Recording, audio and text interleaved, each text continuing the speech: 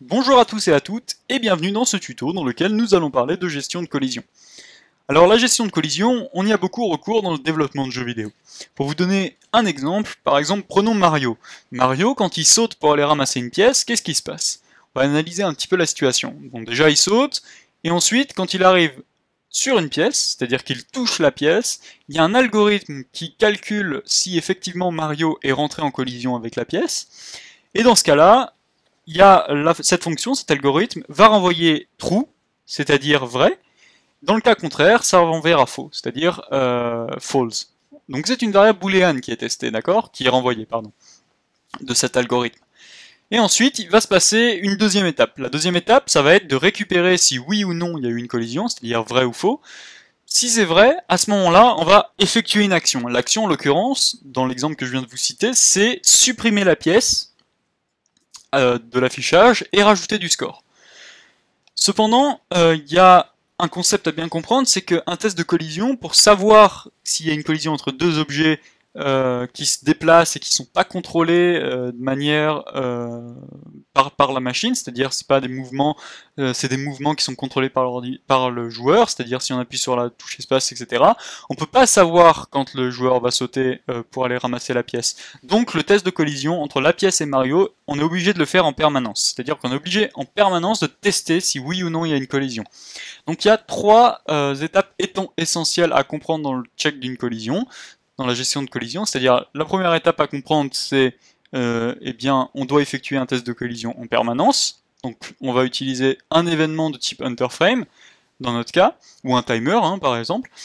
Ensuite la deuxième étape à bien comprendre c'est le test de collision, c'est-à-dire utiliser un algorithme qui va nous permettre de savoir si les deux objets se rencontrent, parce que ça se fait toujours avec deux objets, hein, un test de collision. Et la troisième étape, c'est d'effectuer l'action qui va découler de cette collision. D'accord? Alors, l'étape la plus complexe de toutes, c'est vraiment la deuxième étape. Enfin, ce que j'appelle la deuxième étape, mais en réalité, c'est la première étape, puisque il va de soi que, maintenant que vous le savez, qu'on est obligé de tester une collision en permanence. Cette étape, c'est le test de la collision, c'est-à-dire quel algorithme on va utiliser pour pouvoir tester la collision, savoir si deux objets se sont rencontrés. Alors par chance, Flash nous propose deux méthodes de la classe DisplayObject qui permettent de tester si deux DisplayObjects se sont rencontrés. Alors c'est pas les deux méthodes ne feront pas ça, il y a une méthode qui va nous permettre de tester si un point se trouve dans un DisplayObject, et l'autre méthode c'est effectivement si deux DisplayObjects se rencontrent. Seulement, le problème de ces deux méthodes, c'est que c'est des méthodes qui sont pas très précises. Mais rassurez-vous, dans la majorité des jeux que vous allez développer, ça va vous suffire, ou alors vous allez trouver des petites astuces pour pouvoir pallier à ce manque de précision. Cependant, sachez que si vous voulez pousser un petit peu plus loin et aller faire des détections de collision beaucoup plus précises, avec des polygones par exemple, ou du pixel perfect collision, vous allez pouvoir utiliser des algorithmes. Alors je vous en ai préparé préparé une page wiki d'un algorithme qui s'appelle le SAT, plus communément c'est le Separated Axis Theorem, et en fait c'est un théorème qui vous permet de tester une collision entre deux polygones convexes. Alors les polygones convexes, on en voit un ici en rose, et en fait c'est un algorithme qui va tracer des axes entre les deux polygones convexes, et va tester l'écart qui se trouve entre les deux polygones. Si cet écart il est supérieur à 0, ça veut dire, enfin si la distance est supérieure à 0, ça veut dire que l'écart, ça veut dire que les polygones convexes sont pas en train de rentrer en collision. À l'inverse, pardon, les deux polygones effectivement se rentrent en collision. Mais c'est un théorème qui est un petit peu complexe à mettre en place, ça nécessite pas mal de notions mathématiques, produit scalaire, ce genre de choses, ça fait appel au vecteur, donc on va pas y toucher. Dans notre cas, on va utiliser juste des méthodes relativement simples que nous propose Flash, qui est aussi un algorithme, si on veut regarder un petit peu ce qui se passe derrière, un algorithme assez connu. C'est un algorithme qui permet de tester une collision entre deux bounding box, deux AABB, on les appelle AABB, ou plus communément hitbox. Donc nous, ce qui va nous intéresser, c'est de voir justement ces deux fonctions qui s'appellent respectivement hitTestObject et hitTestPoint. Donc itTestObject permet de tester une collision entre deux displayObjects, et itTestPoint permet de tester une collision entre un point et un displayObject. Seulement, ces fonctions, comme je le disais, elles ne sont pas précises, c'est-à-dire qu'elles évaluent uniquement la collision en fonction des deux espaces des objets, ou en fonction du point et de l'espace de l'objet. Donc pour vous montrer déjà ce que c'est que l'espace de l'objet, j'ai préparé ici une petite scène dans laquelle j'ai un movieClip qui s'appelle cheval ici, et qui a une classe qui lui est liée cheval, donc on verra plus tard pourquoi, parce qu'on va s'en servir forcément. Et ici j'ai un autre movieClip qui contient lui-même deux autres movieClips. Alors ces deux autres movieClips, c'est des movieClips de type zone, d'accord, que j'ai créé, et ils sont transparents, c'est-à-dire que dans leurs propriétés ici, je suis allé dans Color Effect, au lieu d'avoir None comme c'est marqué, j'ai mis alpha, et l'alpha je l'ai mis à 0. Alpha c'est la transparence, d'accord? Donc là j'ai deux movieClips qui ont pour nom d'instance haut et bas. Donc on verra pourquoi plus tard, à quoi ils vont nous servir. Donc j'ai deux movieClips. Alors pour vous montrer un petit peu ce que c'est que l'espace objet d'un displayObject, c'est tout simplement en fait la zone bleue qu'on a autour de l'objet quand on le sélectionne, d'accord? Donc en fait ça c'est l'espace de l'objet, c'est-à-dire l'espace maximum que va prendre l'objet à l'horizontale et à la verticale. Donc du coup, pourquoi c'est pas très précis? Parce que si on a deux objets par exemple comme ceci, là, je l'ai mal créé, voilà. Par exemple là, eh bien visuellement nos deux chevaux, eh bien ils se touchent pas, on est d'accord. Seulement Flash va quand même détecter la collision comme étant effective, tout simplement parce que les deux espaces objets de nos displayObjects, eh bien ils se rencontrent. Donc nos deux hitbox, d'accord, les hitbox donc c'est l'espace objet, eh bien elles se rencontrent. Donc, vous voyez, c'est pas très précis, mais ça permet quand même de faire pas mal de choses, et surtout si on combine ces espaces objets, on verra ça plus tard avec les deux objets qu'on a mis à l'intérieur de notre objet zone. Donc je vous propose maintenant de démarrer nos tests de collision en utilisant itTestObject et itTestPoint, qui sont donc deux méthodes de la classe displayObject, comme on l'a vu dans la doc ici. D'accord? Donc c'est parti. Alors j'ai créé la classe de liaison de mon cheval, donc du coup ici j'ai une classe qui va me servir à mon cheval, c'est nickel. Alors ce qu'on va faire, c'est déjà tester une simple collision entre le cheval et la boîte ici, d'accord? Alors je vais mettre mon cheval sur la boîte, je vais faire un clic droit, Arrange, Bring to Front, comme ceci, comme ça mon cheval sera dessus. C'est juste visuellement, hein. Ça n'a rien à voir avec le test de collision, ça aurait marché aussi s'il était derrière, mais là c'est juste pour qu'on l'ait visuellement devant. Donc je vais mettre mon cheval sur la zone, et depuis la classe de mon cheval, qui est la classe liée aussi forcément à l'instance qu'on a mis sur la scène, et bien ce que je vais faire, c'est pouvoir faire this, qui représente l'instance, et itTestObject, d'accord? Et dans itTestObject, j'ai un paramètre à passer, qui est un displayObject, d'accord? Donc je dois passer un autre displayObject, et là en l'occurrence, je vais vouloir accéder à l'objet zone.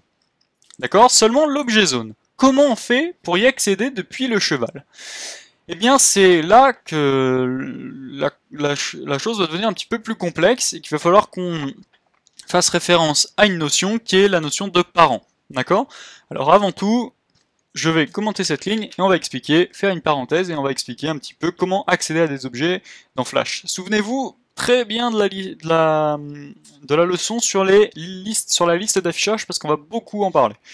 Donc, au niveau de la liste d'affichage, comme on en avait parlé déjà, on peut ajouter des objets à la liste d'affichage d'un displayObject container, si vous vous souvenez bien, avec la méthode addChild.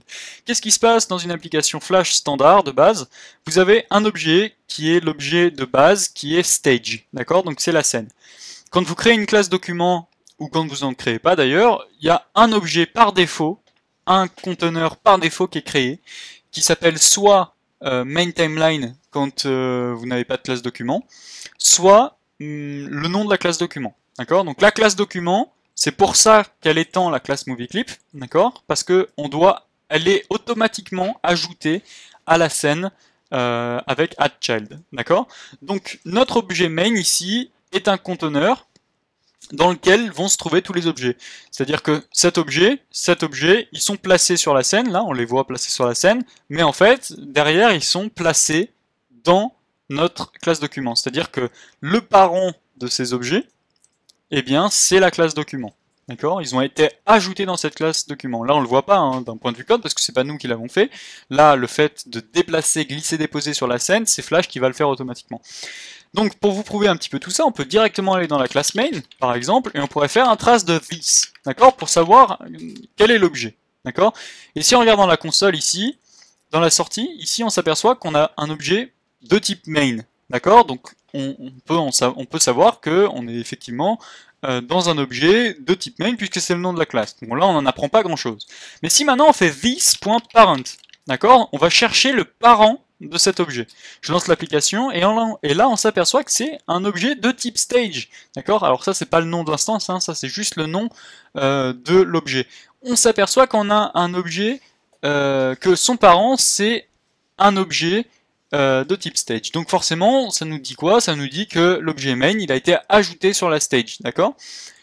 Et si on fait par exemple this.parent.name, je sauvegarde, vous voyez que ça me met nul. Donc ça veut dire qu'en fait, pour bien comprendre pourquoi la stage, ça nous renvoie nul ici, tout simplement parce qu'en fait, l'instance de la stage, créée par Flash, ben, elle n'a pas de nom, on ne peut pas accéder à son nom, d'accord? Donc du coup, je peux très bien faire ici, par exemple, this.name, et en fait, on va s'apercevoir que le nom de la classe document, la propriété nom de la classe document, c'est root1, d'accord? Donc on parlera souvent de root1 quand on veut faire référence à l'objet main, d'accord?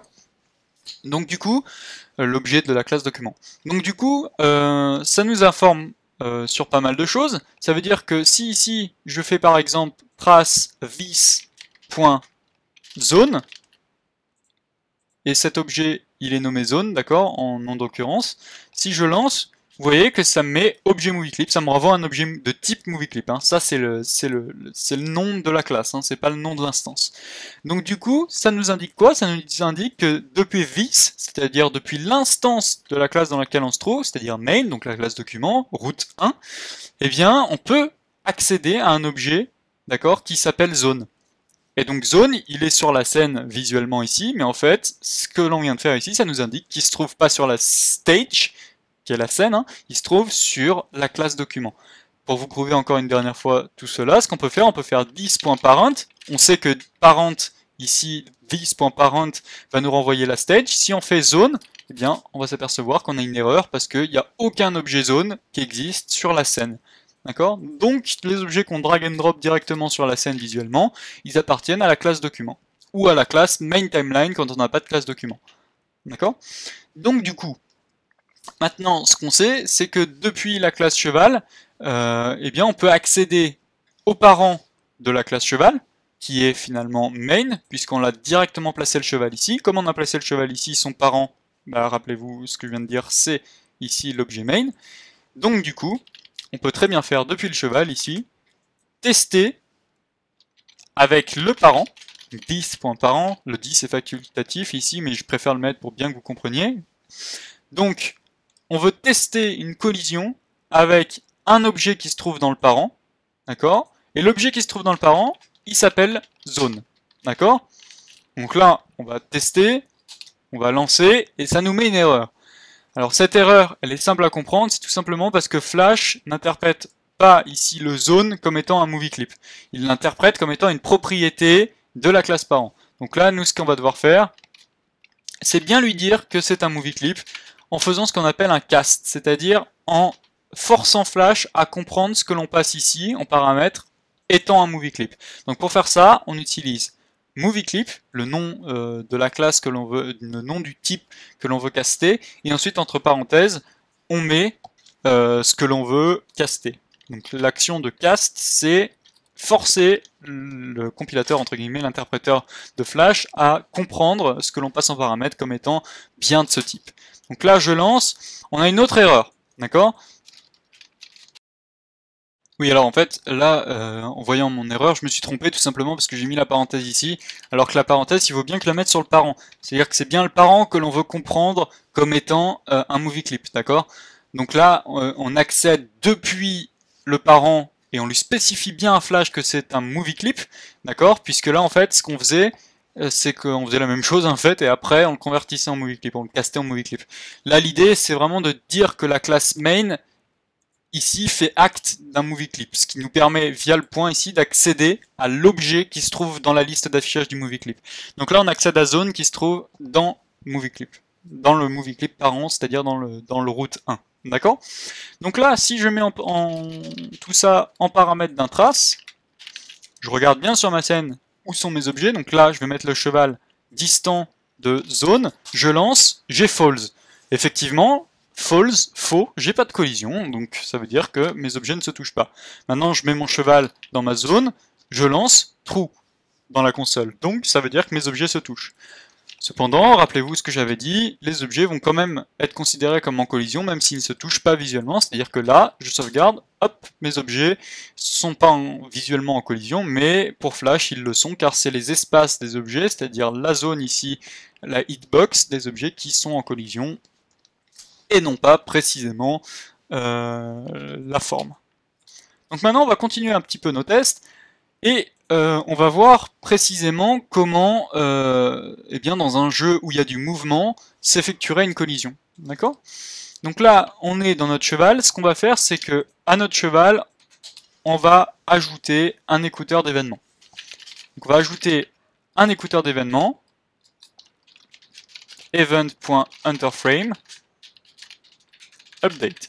D'accord? Update va être la fonction qui va être appelé à chaque fois qu'il va y avoir un événement de type enterFrame qui va être propagé. Je vous invite à voir la vidéo précédente pour bien comprendre l'événement enterFrame. Alors là j'ai mis stage, on n'est pas obligé de le mettre. En fait là stage ça veut dire que l'écouteur, l'événement il est écouté depuis la scène principale. Si on l'enlève, ça veut dire que l'écouteur, l'événement pardon, il est juste écouté à partir de l'instance cheval. Je peux me permettre de ne pas le mettre. Donc, je vais créer donc la fonction update qui prend en paramètre un événement de type event. Et donc là, je pourrais très bien dire dans cette fonction en permanence this.itTestObject. Le this c'est facultatif, mais je préfère le mettre pour bien que vous voyez que c'est à cette instance que je fais référence. Donc this.itTestObject, et là l'objet que je veux tester, c'est un autre objet qui s'appelle, souvenez-vous, qui s'appelle zone. Donc this.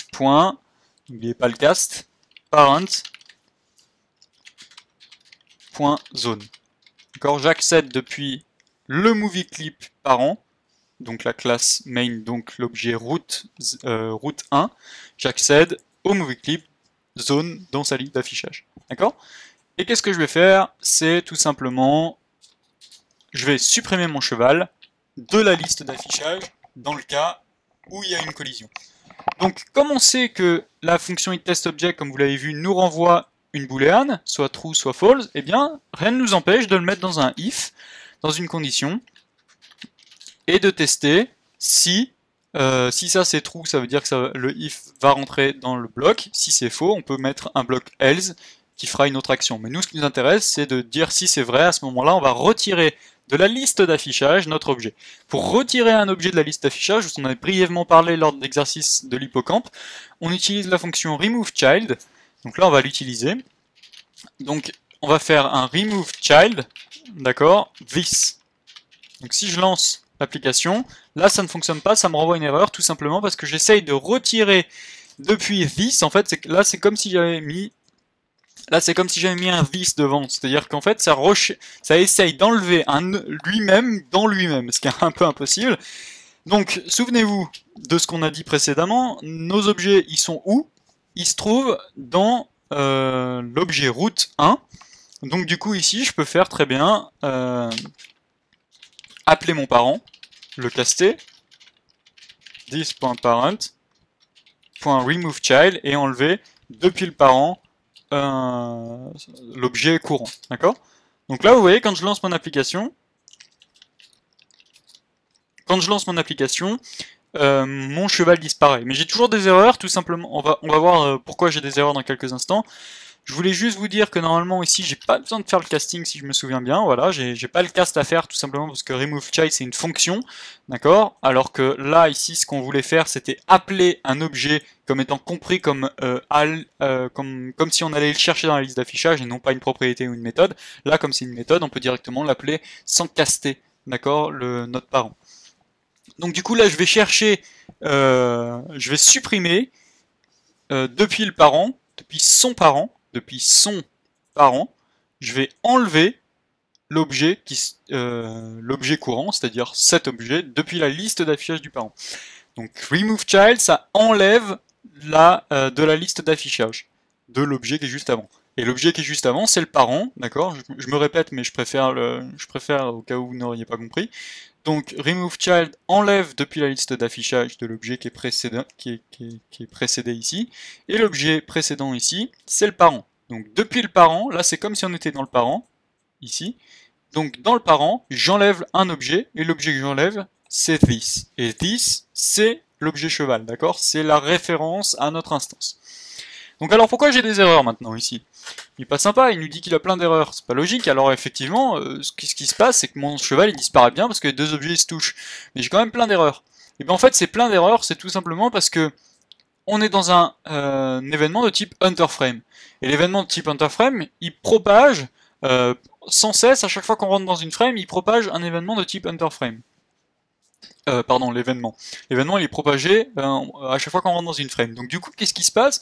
C'est que première fois, super, il va supprimer notre parent de notre instance depuis le parent, c'est-à-dire depuis main, mais après il quitte et après il revient. Mais maintenant, qu'est-ce qui se passe? Il essaie de supprimer quelque chose, comme l'objet il est déjà supprimé de la liste d'affichage, ici il essaie de refaire un test de collision, mais l'objet il n'existe plus pour Flash.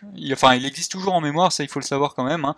Il existe toujours en mémoire, il est toujours stocké, mais il est supprimé de la liste d'affichage, donc c'est comme s'il n'existait plus pour Flash d'un point de vue graphique, et d'un point de vue aussi, tout ce qui va être test de collision, etc. Et ensuite, en plus, par-dessus le bol, il essaye de le supprimer. Donc c'est pas trop pratique, vous l'aurez compris. Donc il va falloir qu'on trouve un moyen d'arrêter l'appel à update. Donc on va utiliser une fonction qui est la fonction miroir de addEventListener, qui est le removeEventListener. Ça on l'a pas vu normalement, si je me souviens bien, dans le tuto sur les événements, mais on va le voir maintenant parce qu'on en a l'utilité. Il va falloir faire juste après le removeChild, d'accord, un removeEventListener. Alors moi je vous conseille directement de coller le addEventListener et juste de mettre ici removeEventListener parce que ça prend exactement les mêmes paramètres, ça fait référence à la fonction qu'on a créée. Donc en fait, qu'est-ce qui se passe? Ici, on crée l'écouteur d'événements, ça écoute, hop, dès qu'il y a une collision, ici, il effectue notre test de condition, il le valide comme étant vrai, il supprime notre objet, et ensuite il supprime l'appel des updates. C'est-à-dire que là, à partir du moment où il va rentrer dans cette ligne, Flash va enlever automatiquement l'écouteur d'événements qu'on avait affecté à l'objet. Rappelez-vous, c'est comme si ici il y avait un this, d'accord? C'est-à-dire que l'écouteur d'événements, on l'a bien ajouté sur cette instance de l'objet, c'est-à-dire qu'on l'a pas ajouté depuis le stage, comme je vous l'avais dit tout à l'heure. Là, le this était implicite. Donc là, il va enlever l'écouteur d'événements de l'instance en question. Donc là, si je lance, vous voyez, hop, on n'a plus d'erreur, puisqu'on rentre plus dans l'update et on lui donne plus un objet qui n'existe plus. Donc du coup, comme on a utilisé un update, un HunterFrame, donc là je l'enlève, il n'y a pas de collision, donc mon objet disparaît pas. Donc comme on a ajouté notre test de collision ici dans un update, eh bien ça se fait en permanence ce test. Donc qu'est-ce que je peux faire? Je peux très bien faire un this.x moins égale 5 pour enlever à chaque fois qu'on rentre dans une frame 5 pixels à la position x, à la coordonnée x de mon instance. D'accord? Et si je lance, vous voyez que mon cheval rentre dans le carré, et au moment où il y a le test qui est effectué, Flash, dans un premier temps, va regarder ce test, il va dire qu'il est effectif, donc il va exécuter les deux lignes. Alors comme j'aime bien vous expliquer des choses pas pour rien, ce qu'on va faire, c'est qu'on va mettre en place ce qu'on a vu dans la vidéo précédente, concernant le delta time. Donc je fais une parenthèse, on va souffler un petit peu sur les collisions. Donc souvenez-vous, qu'est-ce qu'on avait fait pour que le mouvement soit indépendant du framerate? On avait déclaré une variable qui s'appelle, là on l'avait appelé frame number, on va la réappeler frame number. Elle était de type number, égale à 0, et on avait une variable de type aussi number qui s'appelait par exemple frame frame, on va l'appeler frame time, qui va être type number, et qui va être égal à 0. Et souvenez-vous, ce qu'on avait fait, c'est que on avait affecté à une variable getTimer qu'il faut importer. On va le faire tout de suite. GetTimer, il s'importe depuis utils, si je me souviens bien. Voilà. Donc getTimer moins la valeur qu'on va rajouter juste après qui est frameTime. Et là, frameTime, en fait, concaten frameNumber. Je vous invite vraiment à aller voir, si vous n'avez pas compris ce que je viens de faire, je vous invite vraiment à aller voir la vidéo précédente, parce que c'est tout expliqué. Et plusieurs fois normalement. Donc là, bien sûr, là, notre incrémentation, notre décrémentation, décrémentation, on va la multiplier par frameNumber. Et frameNumber, bien sûr, on va le diviser par 1000 parce qu'il est exprimé en millisecondes. Donc pour que ça aille un peu plus vite, on va le diviser par 500 millisecondes. Bon, ça va quand même pas assez vite, on va monter la vitesse ici, on va la mettre à 50. Je sauvegarde, et là, on a un mouvement qui est quand même relativement constant, que ce soit sur une machine lente ou une machine rapide. Donc on est content, on sait faire ça. Eh bien c'est super, maintenant on sque comment tester des collisions entre deux boîtes, d'accord, entre deux boîtes de collision, deux hitbox. Donc d'ailleurs pour bien que vous compreniez, là forcément si je teste ça, le cheval va disparaître avant puisqu'il y a bien la boîte de collision qui est testée et non pas le cheval en tant qu'objet visuel. Maintenant qu'on sait faire ça, on va voir comment on pourrait un petit peu ruser pour faire des tests un petit peu plus précis. Là, j'ai mon cheval qui rentre dans le carré tout simplement, d'accord? Mais si par exemple, je voulais que quand il rentre en haut, eh bien ça me retourne un message en me disant le cheval est rentré en haut de la zone, ou le cheval est rentré en bas de la zone, je peux m'amuser à faire des tests qui prennent du temps à coder en me disant si la position Y du cheval est supérieure à la position Y de mon objet zone, etc., etc. Mais si par exemple, admettons que je veux tester s'il arrive exactement dans cette zone ici de l'objet zone, c'est un petit peu plus complexe à faire, donc il y a des tests à faire, eh bien vous pouvez ruser tout simplement en faisant comme je l'avais montré tout à l'heure, en mettant des objets transparents à l'intérieur de vos objets que vous voulez tester au niveau de la collision, leur donner un nom d'instance, d'accord, et tout simplement en testant ces hitbox en rentrant dans l'objet que vous voulez tester, et donc ça va nous permettre aussi de mettre des formes un petit peu plus bizarres en les tournant par exemple pour pouvoir faire des tests un petit peu plus précis. C'est une manière de ruser un petit peu. Par exemple, vous voulez faire un petit FPS en 2D, et bien vous pouvez rajouter une zone sur la tête du personnage, une zone sur le torse et une zone sur les jambes pour tester si vous avez fait un headshot, etc., etc. C'est une petite astuce qui est très utilisée dans le monde du jeu vidéo, hein. C'est pas une astuce que je vous dis en l'air comme ça. Maintenant, comme on sait qu'on a des noms concernant ces objets haut et bas, on va pouvoir, depuis notre cheval, rentrer dans l'objet zone et aller chercher les deux objets pour faire nos tests. Donc maintenant, ce qu'on va faire, c'est, au niveau de notre test de collision ici, on sait que zone est un movie clip, donc on va rentrer dans zone et on va aller chercher le movie clip qui s'appelle O. Faut bien que je l'appelle parce que sinon ça va pas fonctionner. Donc du coup là mon cheval, comme il est prêt à rentrer vers le haut, il va se supprimer. Si par exemple je le mets en bas, vous allez voir qu'il va continuer son chemin. D'accord, je relance. Vous voyez qu'il continue son chemin parce qu'il n'a pas touché la zone de collision qui s'appelle O qui se trouve dans zone. Si maintenant je le mets en haut, je sauvegarde et je lance, vous voyez qu'il se supprime parce qu'il a touché la zone de collision qui s'appelle O. Mais l'avantage que j'ai de faire ça, c'est que je peux par exemple venir scaler ma boîte de collision et faire un test plus précis. Il peut rentrer dans zone et après se détruire par exemple. Donc là je pourrais très bien coder un petit système relativement simple qui dit ici, vous voyez en fait j'ai mis deux hitbox, je pourrais très bien faire ici un else, d'accord, else if, si on touche la zone du bas, à ce moment là on peut faire la même chose, sauf que ici on va mettre un trace avec marqué haut, d'accord, et ici en bas on va mettre un trace avec marqué bas, comme ça on aura une indication. Donc là je sauvegarde, je teste, hop ça me ressort haut, d'accord, et si je le mets en bas, ça va me sortir bas, d'accord, et si je le mets au milieu, qu'est-ce qui va se passer d'après vous? Regardez bien la structure du code. Qu'est-ce qui se passe dans un premier temps? Imaginez que vous êtes un compilateur. Dans un premier temps, qu'est-ce qui se passe? Vous rentrez dans le if, vous testez, et c'est vraiment que si vous n'arrivez pas à effectuer cette partie du if, que vous allez aller dans le else if. Donc qu'est-ce qui se passe selon vous? On lance, et bien ça met que haut, ça met pas bas aussi, puisque on a testé tout ça, on a supprimé l'objet, etc., etc. Donc on n'est jamais rentré dans cette condition. D'accord? Donc du coup maintenant, on sait faire des tests de collision un petit peu plus précis, mais bon, là ce qu'on vient de faire, on aurait pu se passer très bien d'une des deux boîtes, j'ai supprimé le bas, et en fait ce qu'on aurait pu faire, pour vous montrer un petit peu l'astuce, c'est on aurait pu simplement enlever tout ça, enlever ce if, enlever haut ici, donc là qu'est-ce qui se passe? Quoi qu'il arrive, qu'on soit en haut ou en bas, on est supprimé parce que on teste la collision en fonction de l'ensemble de l'objet ici. Mais on aurait pu très bien dire ici un autre if imbriqué dans ce if. Ici, voilà. Là, cette fois-ci, en testant bel et bien point haut. Là, ça nous aurait mis haut, d'accord? Et ensuite, on aurait pu faire un else ici, trace bas, parce que forcément, on tombe en bas. Alors là, l'astuce, elle est très simple à comprendre. Vous voyez que là, je touche le haut. Et là, si je descends, je sauvegarde, ça me met bas, permanence, parce que j'ai juste pas dit que dans tous les cas, il fallait supprimer l'objet. Si j'avais voulu que dans tous les cas, il fallait supprimer l'objet, j'aurais supprimé tout ce code-là, et je l'aurais mis là. Je vais revenir sur le code dans quelques instants pour ceux qui n'auraient pas bien suivi.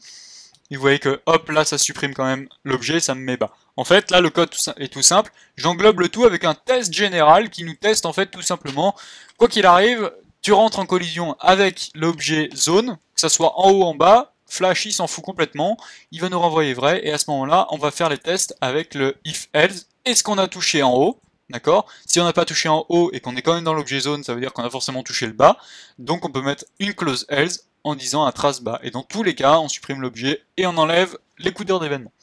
D'accord? Donc là du coup, qu'est-ce qu'on a fait? On a quand même testé pas mal de choses, on a testé des collisions un petit peu plus précises avec une petite ruse qui concerne des hitbox dans des hitbox, en quelque sorte. Maintenant, ce que je vous propose de voir, c'est l'autre fonction qui est hitTestPoint. Alors, hitTestPoint, c'est un test entre une hitbox, une bounding box, la zone bleue là du movie clip, et un point. Un point qui a pour coordonnées XY, hein, d'accord? Donc du coup, ce qu'on va pouvoir faire ici, c'est tester. On va laisser notre cheval aller partir à l'écran pour nos différents tests. Nous, ce qui va nous intéresser, c'est de tester une collision entre un point XY et une boîte. D'accord? Donc, comme point XY pour nos tests, on va prendre la position de la souris. Effectivement, la position de la souris nous renvoie une coordonnée en X et en Y, en horizontal et en vertical. D'accord? Donc, l'avantage, c'est que ce point, il bouge tout le temps. Donc, on va pouvoir voir si s'il est en dehors de l'objet, ça nous renvoie faux, et s'il est dans l'objet, ça nous renvoie vrai, puisque comme il aura changé, la position XY aura changé, eh bien le test sera toujours effectif. Donc du coup, ce qu'on va faire, c'est, on va pas se pointer dans le cheval à chaque fois, on va le laisser tranquille. Ce qu'on va faire, c'est qu'on va recréer ici un écouteur d'événements dans le main. Voilà. Event.enterFrame, ça va aller dans une fonction qui va s'appeler update, puis ça fait taper du code, c'est bien. Ça exerce les doigts. Une fonction qui s'appelle update, qui prend en paramètre un événement, qui renvoie à rien. C'est relativement rapide. Alors pour récupérer la coordonnée X de la souris, je vais vous le montrer ici, on peut faire par exemple mouse X, d'accord? Pour récupérer la coordonnée Y, vous vous en doutez, c'est pas très compliqué. On peut faire... Alors ici, je sais pas pourquoi j'ai mis une virgule. Ici, on peut faire mouse Y. Donc là, j'ai fait une concaténation dans un trace pour vous montrer... Qu'est-ce que j'ai raté encore? C'est ici, j'ai raté quelque chose. Première chose que j'ai raté, je pense, c'est le nom de la fonction ici. Et là, j'ai toujours un problème.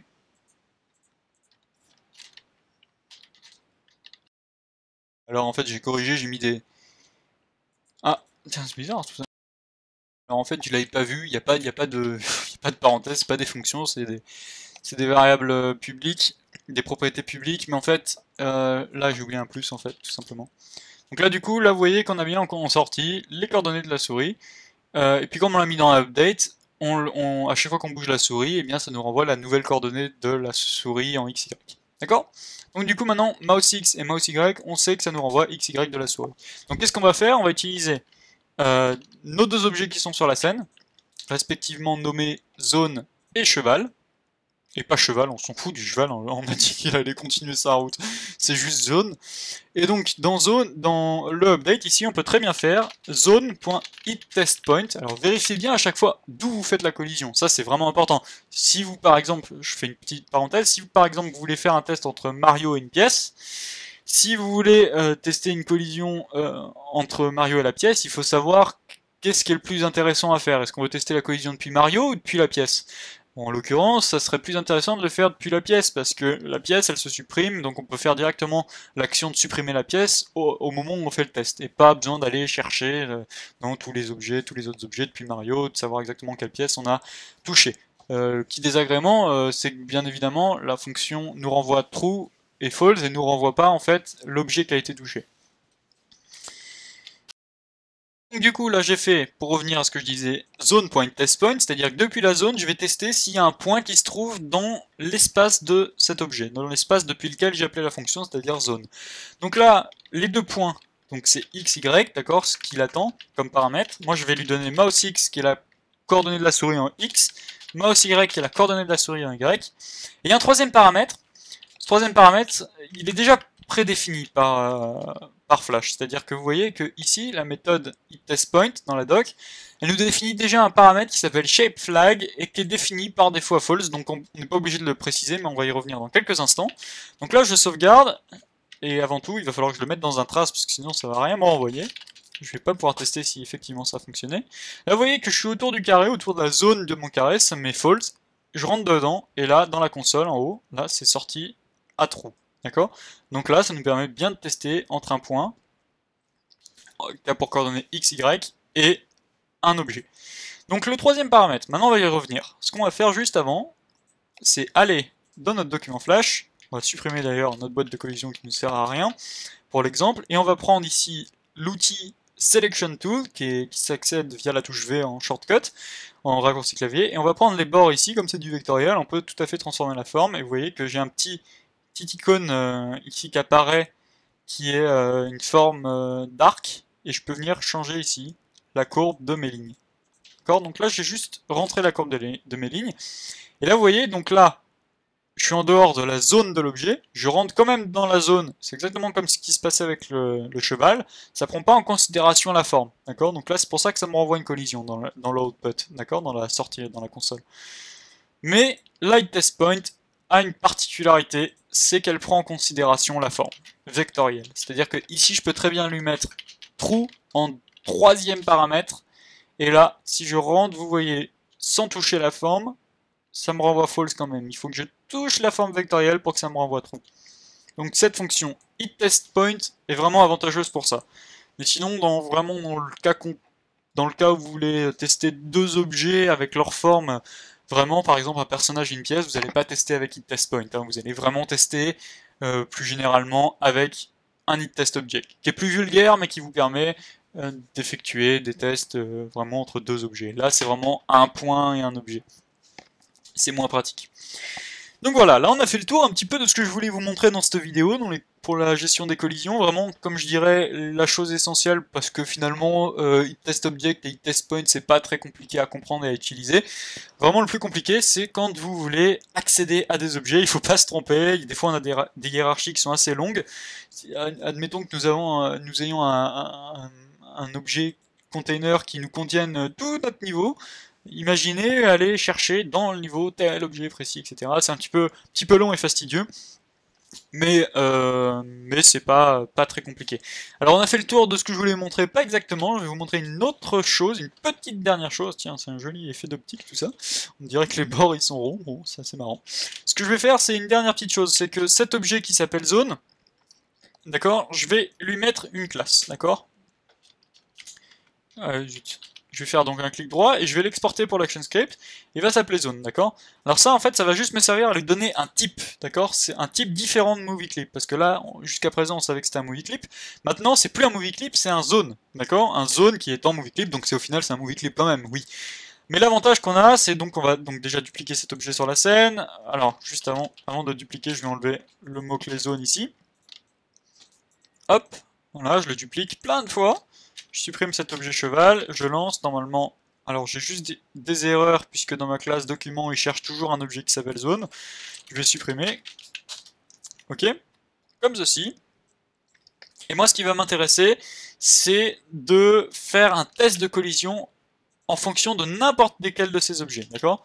C'est-à-dire que comment, dans ma classe main, avec un itestPoint par exemple, je pourrais faire un test avec la position de ma souris en XY, avec tous ces objets qui se trouvent dans la scène. Parce que je leur ai pas donné un nom, zone 1, zone 2, zone 3, zone 4, imaginez que j'en ai 100, c'est un petit peu galère à faire.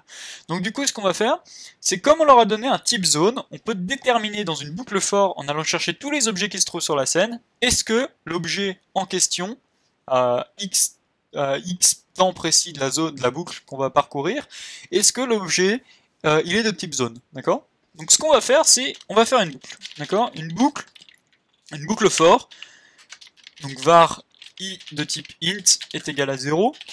Tant que i est inférieur au nombre d'enfants qui se trouvent sur la chaîne, qui se trouvent sur la scène,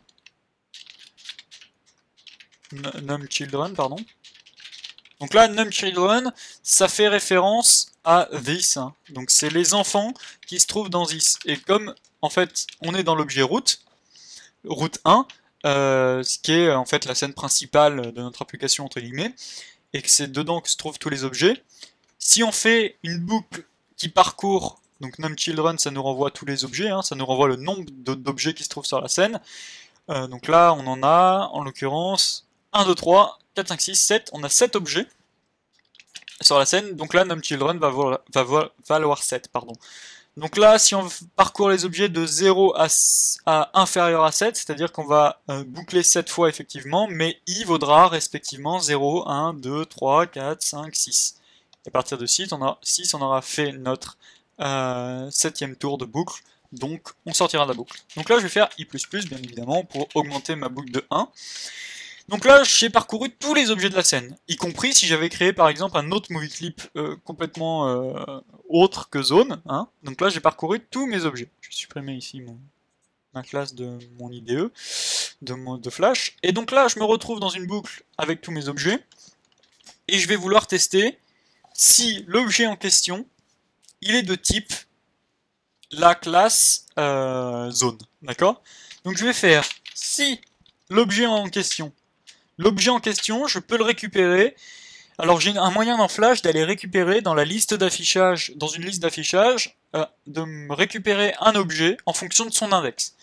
Et ça tombe bien puisqu'on a i ici qui correspond, à chaque fois qu'on avance dans la boucle, qui correspond au fur et à mesure au numéro d'un objet. Donc je peux très bien faire getChild at, qui est une fonction qui va me récupérer un enfant d'une liste d'affichage, à la position, et là il faut que je lui passe l'index, vous voyez, comme me le propose Flash. Donc là je lui passe i, et on va y revenir, ne vous inquiétez pas, et là je vais faire, si l'objet en l'occurrence, il est de type, pardon, zone, d'accord, eh bien je vais faire mon test de collision à l'intérieur. Alors c'est un petit peu complexe tout ça, je vais juste revenir sur ce que je viens de faire, on va y revenir encore une fois à la fin pour bien clarifier tout ça. Donc là j'ai une boucle qui tourne, donc un compteur qui s'appelle i qui monte à chaque fois, donc revoyez la vidéo sur les boucles si vous ne vous souvenez pas de ça. Donc on a i qui monte, i vaut 0 dans un premier temps, 1, 2 jusqu'à 6 comme je l'ai dit. Là, on va se servir de i dans la fonction getChildAt, et on va aller voir dans la classe getChildAt ce que c'est, dans display, flash.display, pardon. Hop, où te trouves-tu, flash.display?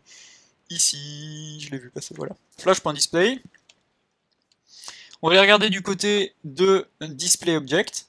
Et dans displayObject, on a donc différents objets, différentes possibilités de récupérer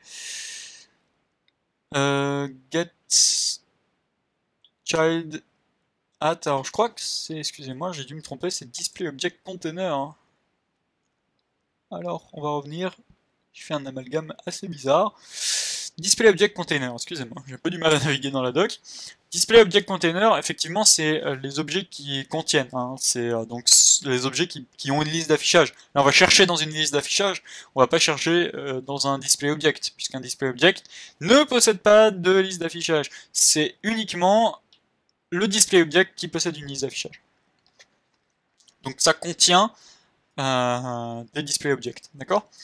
Donc là, on retrouve notre fonction addChild, vous vous en souvenez, mais on retrouve aussi getChildAdd, getChildByName, getChildIndexed. Donc là, en fait, getChildAdd, ça renvoie l'occurrence enfant de l'objet d'affichage associé à l'index spécifié. C'est-à-dire que là, on va passer l'index, donc revoyez vraiment les listes d'affichage si vous ne vous souvenez plus, hein, j'ai fait une vidéo consacrée à ça. Et donc là, on lui passe l'index, donc les index, ils commencent à partir de 0, d'accord? Ça tombe bien i aussi, le i de la boucle. Et ensuite, ça nous renvoie un objet de type displayObject, d'accord? Donc ça nous renvoie en fait l'objet en question. Donc là, je lui ai passé l'index qui est en fait i, et i change à chaque fois qu'on fait un tour de boucle. Et en fait, là on va pouvoir, à l'intérieur de cette condition, si c'est un objet zone, donc le mot-clé is va nous permettre de tester le type de l'objet. Donc si le displayObject qui nous est renvoyé ici, il est de type zone, alors ça va nous renvoyer un displayObject effectivement, mais rappelez-vous, zone est aussi un displayObject, puisqu'il hérite de MovieClip et MovieClip hérite de displayObject. Donc zone est aussi un displayObject. Donc là, si on fait un test de getChildAdd i isZone, d'accord, ça nous renverra un displayObject, mais qui est aussi de type zone, donc ça va nous faire un test effectif. Si je fais ici trace par exemple test, ou alors objet trouvé, je sauvegarde, je lance, ça va me mettre à chaque fois, ça va me mettre 7 fois, pour chaque fois qu'on rentrera dans la fonction update, ça va me mettre 7 fois objet trouvé, puisqu'il a trouvé à chaque fois 7 objets qui sont de type zone, d'accord? Maintenant, si je mets le type int, on connaît déjà, je lance, vous voyez, ça me met absolument rien. Il n'y a pas aucun objet int qui a été trouvé dans la liste d'affichage qui se trouve être la liste d'affichage du route 1. Donc du coup maintenant ce que je peux faire, c'est à chaque fois que j'ai trouvé un objet de type zone, je vais tester si cet objet, si le getChildAdd ici, at i, qui est en fait l'objet qu'on a récupéré, si il a eu un test de collision via la fonction itTestPoint, s'il a eu une collision, pardon, via la fonction itTestPoint, entre la position x et la position Y de la souris. Le troisième paramètre, je rappelle, c'est pour tester si on veut une collision précise en fonction de la forme, on va mettre oui. Et dans ce cas-là, on va dire touche, je sauvegarde. Là, vous voyez que je ne touche aucun objet de type zone, je rentre dans un objet zone, et ça me met touche. D'accord? Ça va tellement rapidement qu'il a le temps de parcourir très rapidement tout, et puis de nous renvoyer assez précisément si on a touché un objet de type zone, donc il a le temps de faire tous ses calculs. D'accord? Alors moi, ce que je vous conseille de faire pour aller un petit peu plus, d'être un petit peu plus rapidement, c'est de déclarer une variable temporaire ici. Par exemple, vous pouvez très bien faire tmp comme ceci, est égal à getChildAdd. Donc là, ça va vous renvoyer tous les objets, d'accord? Enfin, ça va vous renvoyer n'importe quel objet. Tmp va être égal à n'importe quel objet, parce que il va faire un getChildAdd de i, exactement comme si on l'avait mis là. Sauf que là, il va créer une variable supplémentaire qui s'appelle tmp, et tmp, si elle est de zone, j'ai juste remplacé, en fait, j'ai juste rajouté une variable pour pouvoir tester. Donc là, je peux directement faire rapidement ici tmp.itTestPoint, d'accord? Vous voyez que ça fonctionne exactement de la même manière, ce qui est plus rapide parce que du coup je peux me servir à l'intérieur ici pour faire mes tests de collision. Je peux faire par exemple tmp. Je peux faire un remove child donc de tmp par exemple, d'accord? Je rappelle ici je fais le remove child depuis this, hein, c'est-à-dire depuis bien cet objet, et cet objet, rappelez-vous, c'est l'objet main qui est route 1. Donc là je retire depuis la liste d'affichage de this, depuis main, depuis l'instance de main qui a été créée par Flash automatiquement. Je me répète beaucoup, mais j'espère que ça va bien rentrer.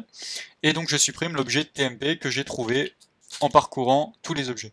Donc là, hop, je passe sur un objet, ça me le supprime à chaque fois. Et là, on se retrouve avec 0 objet sur la scène. Donc voilà, écoutez, on a fait quand même pas mal de choses, non? Et ça nous a permis de voir plutôt pas mal d'actions en fonction de ces collisions. J'espère que vous allez pouvoir les mettre à profit dans quelques temps, quand on verra le développement d'un jeu complet. J'espère que cette vidéo vous a plu, n'hésitez pas si vous avez des questions. N'oubliez pas que cette vidéo, pour bien comprendre tous les détails, il faut avoir vu les autres vidéos. Je pourrais pas à chaque fois, je pourrais pas tout reprendre à chaque fois parce que c'est quand même des notions qui s'enchaînent et qui sont assez complexes au fur et à mesure qu'on avance et qui doivent être comprises, doivent être assimilées pardon, pour pouvoir suivre au fur et à mesure les nouvelles vidéos. Sur ce, je vous remercie d'être arrivé jusque là et je vous dis à bientôt dans la prochaine vidéo. Ciao ciao!